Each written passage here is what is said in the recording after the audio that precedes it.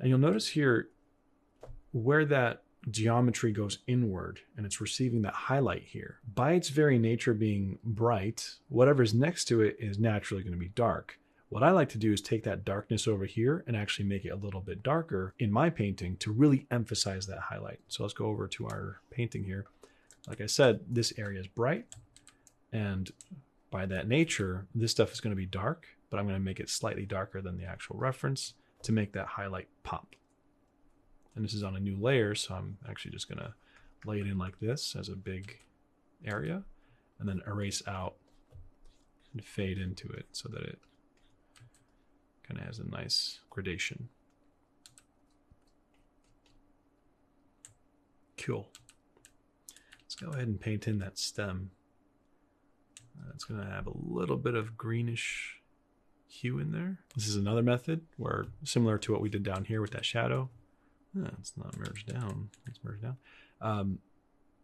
The mistake here would be to make a smaller brush and try to paint within the lines, because you have a much more effective process by laying in a big stroke like this on a new layer and then using that eraser method to really control exactly where those shapes are going to go.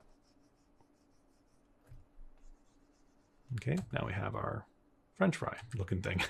All right, lock the transparency like that. And now if we go halfway to black and make it a little bit warmer, apparently, I guess because of that bounce light, and just paint a stroke, and paint a stroke like that to imply the cylindrical nature of that little stem. It's going to roll around the form like this, and it's darker at the top and it fades down. There's a bit of warmth there. Now we turn off the line work and zoom out. Looks pretty good. We can kind of finesse it a little bit as well. What I'm going to do is use that line work and hold Alt and then clipping mask it into our layer, and now merge it down. Now what I'm going to do is kind of have a little bit of fun with this. Earlier I mentioned the background being darker against that highlight to make it pop. We're going to make it a little bit more so. Make a new layer. It's going to paint like this.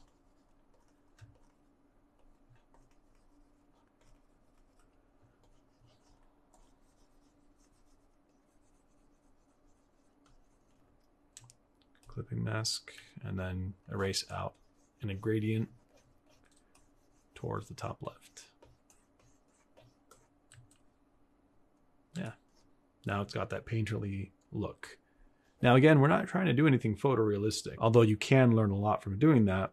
Personally, I just find it to be boring. So this is way more fun, and I learn way more by doing this for the things that I want to do, how I want to paint. So let's go ahead and not use a clipping mask there because it lost a bit of opacity.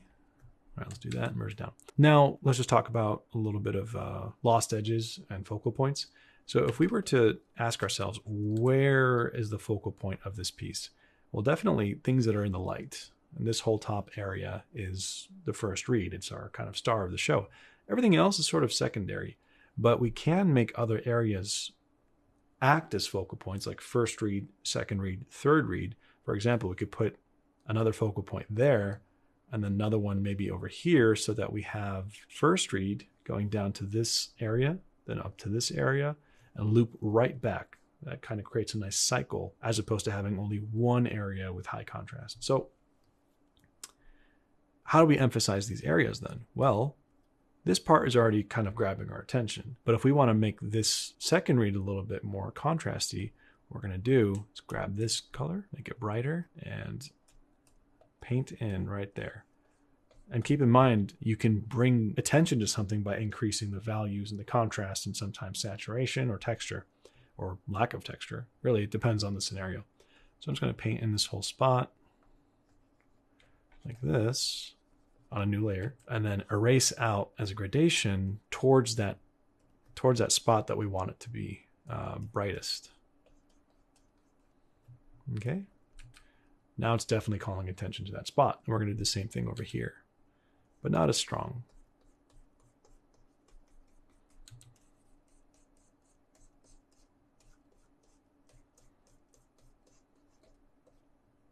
Cool. Now we have a decent composition with 3 focal points. But I want to further emphasize that, because now when we're looking at the whole piece, there's sharp edges everywhere. And earlier I mentioned lost edges. So which edges do we want to lose? Well, we don't want to lose any focus in these specific areas, but everywhere else could just kind of be blurred out. Just to kind of practice this, I'm going to make a copy of this layer and say that in this spot, we're going to leave it sharp, but right next to it, kind of blend that in. A, because it's in shadow and it doesn't need to be sharp. And B, because when you have something sharp like this highlight and you have something blurred next to it, that sharpness is really going to stand out. So in this case, I'm going to grab the mixer brush and it's going to be the same, that same bristle brush. All this stuff over here, we're going to blend it in. It does not need to be sharp. And actually our eyes kind of naturally do this when we're looking at things in real life. Okay, now when you zoom out, you don't really notice it right away. Unless you're looking for it. But if we did that to our focal points, we'll definitely notice it because it's in light. The things in shadow do not need to be in focus. Let's actually bring this back up. Also, these areas that are kind of peripheral can also be blended in.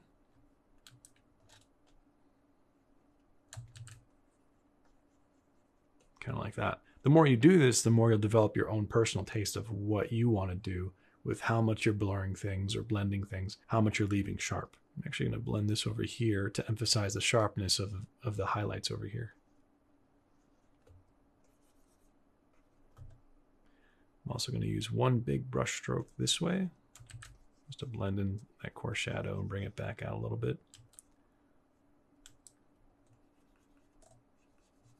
You can kind of do this on the whole thing, actually. And if you want to get something to look like it's got that painterly form thing, you can kind of treat it like it's a low polygon object with faces, and then you can use that mixer brush to really emphasize those faces. So just picking a direction like this along the form of it to kind of make it look like it has that nice effect.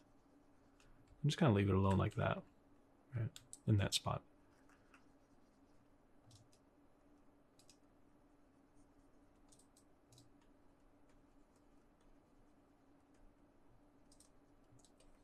Okay, I'm actually going to make this shadow a little bit sharper. Go back to our regular brush, new layer, and just sharpen it a bit. Okay. I don't like that this is a horizontal, because whenever you have a composition and you have things that are perfectly vertical, perfectly horizontal, it tends to ruin the dynamics of the piece. So you want to kind of look for those verticals and horizontals and kind of slant them a little bit. I'm going to take this and angle it upward just a tad.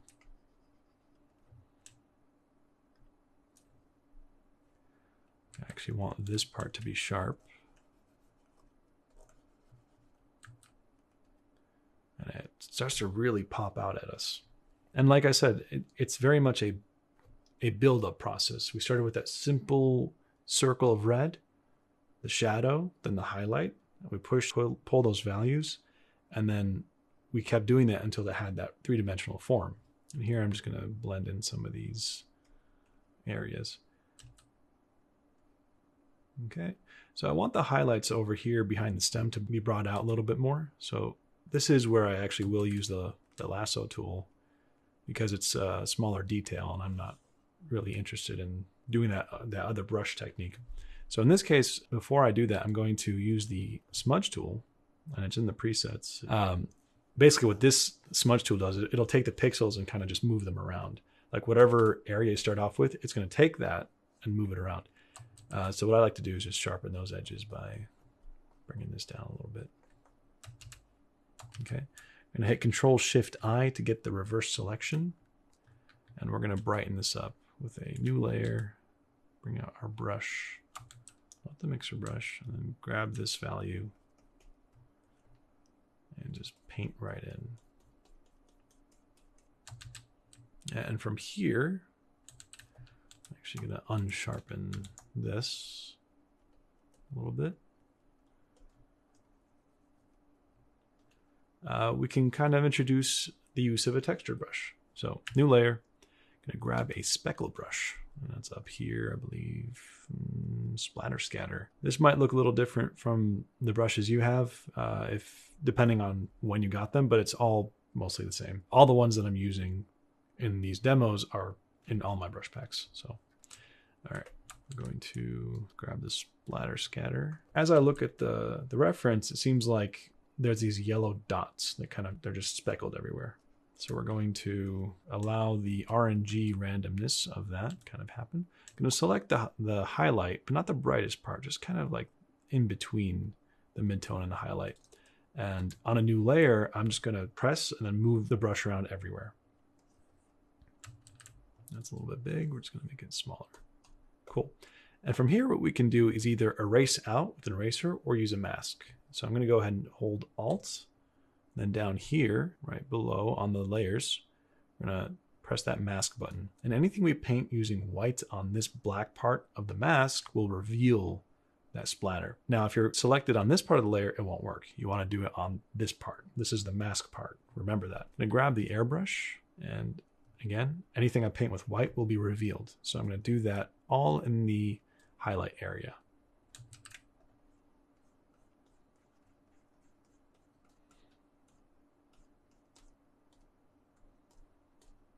And maybe a little bit in the shadows, but not too much. All right, and some finishing touches. We're going to bring out a little bit of a brighter highlight there in the shadow, in the highlight. I'm going to use this brush, grab a kind of white color, and just one stroke, just like that. Now you zoom out. Yeah, it's starting to work. One thing I did forget is this reflection. It's kind of almost a Fresnel effect. Whenever you have a matte surface that isn't highly reflective, if you look at it from a very low angle, it's going to have a slight reflection. Even something as rough as a piece of wood, at a certain angle, it'll still have a reflection of whatever's above it. So we do have that reflection kind of right here on the edge of the apple. So what we can do is grab a color like this and just paint on the edge like that. And you guessed it, we're going to erase out in reverse like this.